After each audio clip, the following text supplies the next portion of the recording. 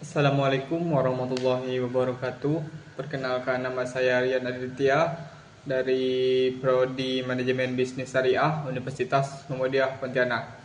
Pada video ini saya akan membahas tugas analisis dampak terhadap kegagalan investasi teknologi informasi dengan studi kasus kegagalan implementasi sistem SAP ERP pada PT Merpati Nusantara Airlines yang akan saya tinjau menggunakan kerangka manajemen risiko sistem informasi dan perspektif prinsip syariah. Di sini ada PT Merpati Nusantara Airlines adalah maskapai penerbangan milik negara yang pada tahun 2013 memutuskan mengimplementasikan sistem ERP berbasis SAP untuk menggantikan sistem lama yang terfragmentasi dengan tujuan menggantikan proses keuangan dan operasional armada. Namun setelah sekitar 18 bulan berjalan, proyek ini dinyatakan gagal total. Data migrasi tidak akurat, modul keuangan tidak terintegrasi dengan opsional, dan paling parah, pengguna internal menolak menggunakan sistem baru tersebut. Dampaknya sangat besar, anggaran lebih dari 1,2 triliun rupiah terbuang sia-sia. Laporan keuangan perusahaan tidak dapat diaudit dan kegagalan ini turut memperburuk krisis keuangan yang berujung pada pemberhentian seluruh layanan Merpati Airlines pada tahun 2014. Jika analisis menggunakan kerangka manajemen risiko sistem informasi, setidaknya ada 4 kategori risiko utama yang teridentifikasi. Yang pertama, risiko kegagalan teknis. Modul sistem ini tidak terintegrasi dengan baik, sehingga operasional sempat berhenti. Yang kedua, risiko human error, terutama pada proses migrasi data yang dilakukan tanpa validasi. Yang ketiga, risiko finansial, pembengkakan biayaan implementasi tanpa hasil yang sepadan atau ROI negatif. Dan yang keempat, risiko kepatuhan, di mana laporan keuangan menjadi tidak akuntabel karena tidak bisa diaudit. Jika ditelusuri akar penyebab penggunaan pendekatan Fishbone, kegagalan ini bersumber dari 5 faktor.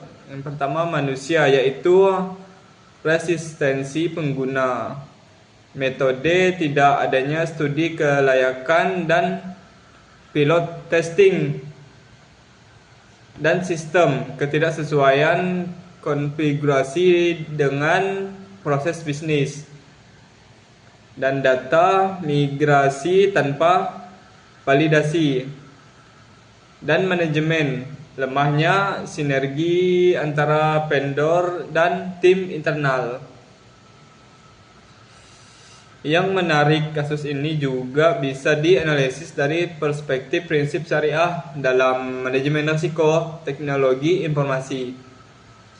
Yang pertama, prinsip ihtiyat atau kehati-hatian. Proyek ini langsung dijalankan dalam skala penuh tanpa pilot testing dan tanpa risk assessment yang matang. Ini jelas bertentangan dengan semangat kehati-hatian sebagaimana diingatkan dalam Al-Quran surah Al-Hasyr ayat 18, agar setiap pihak memperhatikan dengan seksama apa yang telah dipersiapkannya untuk esok hari.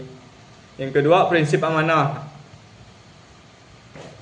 Sebagai BUMN, Merpati mengelola dana yang merupakan amanah dari negara dan masyarakat. Ketika laporan keuangan tidak dapat diaudit, ini menunjukkan pelanggaran terhadap prinsip akuntabilitas dan amanah. Pelanggaran terhadap prinsip akuntabilitas dan amanah. Yang ketiga, larangan gharar atau ketidakpastian. mengacurkan dana lebih dari 1,2 triliun rupiah tanpa studi kelayakan yang memadai adalah bentuk goror. Mengambil keputusan besar dengan risiko yang tidak teridentifikasi secara sistematis. Dan yang keempat, prinsip syura atau musyawarah resistensi pengguna dan minimnya sinergi antar tim menunjukkan lemahnya proses musyawarah dan keterlibatan seluruh pemangku kepentingan sejak awal proyek. Rekomendasi saya berdasarkan analisis tersebut, saya memberikan beberapa rekomendasi berbasis syariah. Yang pertama, menunjukkan studi kelayakan dan pilot testing sebelum go live penuh. Dan yang kedua, bentuk komite pengawas independen yang melibatkan auditor syariah untuk menjaga transparansi. Yang ketiga, adakan forum musyawarah terstruktur dengan seluruh pemangku kepentingan sejak tahap perencanaan. Dan yang keempat, tetapkan klausul tanggung jawab vendor yang jelas dan adil dalam kontrak kerjasama. Sebagai kesimpulannya, kegagalan implementasi SAP ERV di Merpati Airlines menunjukkan bahwa investasi teknologi informasi yang tidak dilandasi kehati-hatian, akuntabilitas, dan musyawarah dapat menimbulkan kerugian yang sangat besar. Prinsip-prinsip syariah seperti ihtiyat, amanah, larangan goror, dan syura sejatinya bisa menjadi kerangka tata kelola risiko yang kuat, bukan sekedar nilai etis tambahan. Demikian dari saya.